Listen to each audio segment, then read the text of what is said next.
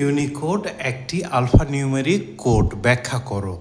Alphabet এবং numeric শব্দ দুটি নিয়ে, আলফাবেট হলো বর্ণ, নিউমেরিক হলো সংখ্যা, এই শব্দগুলো নিয়ে গঠিত হয় আলফানিউমেরিক। অর্থাৎ আলফানিউমেরিক কোড বলতে আমরা বুঝি যে ক্ষেত্রে আলফাবেট বর্ণ বা সিম্বল থাকবে এবং সাথে সাথে সংখ্যাও থাকবে। যেহেতু ইউনিকোড সকল দেশের অ্যালফাবেট বা বর্ণ এবং সংখ্যা নিয়ে গঠিত, সুতরাং ইউনিকোড একটি আলফানিউমেরিক কোড। গ হলো উদ্দীপকের চার্ট থেকে আপেল 12 টাকা 75 পয়সা ও কমলার মূল্য 32.8 অক্টালে আছে। মূল্যের যোগফল এখন এই দুটাকে বাইনারিতে নিয়ে আসতে হবে।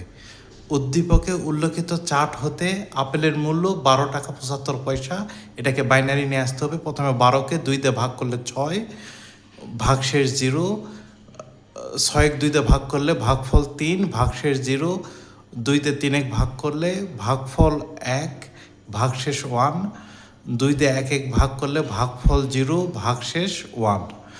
তাহলে নিচ থেকে উপরের দিকে 1100 12 বাইনারি হয়েছে। এবং পয়েন্ট 75কে 2 দিয়ে গুণ করলে 1.50, 1 হলো বাইনারি আর 50 যেহেতু দশমিকে আছে, এটাকে আবার 2 দিয়ে গুণ করতে হবে যতক্ষণ পর্যন্ত 1.00 না এসেছে। এর পরের বারই 1.00 এসেছে, তাহলে উপর থেকে নিচের দিকে, তাহলে 1 1।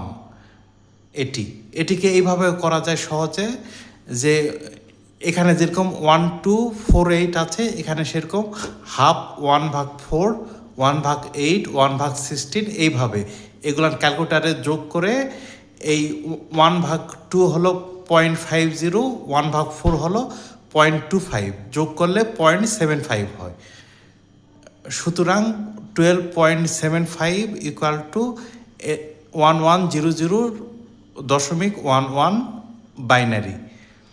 কমলার মূল্য হলো 32.2 অক্টাল।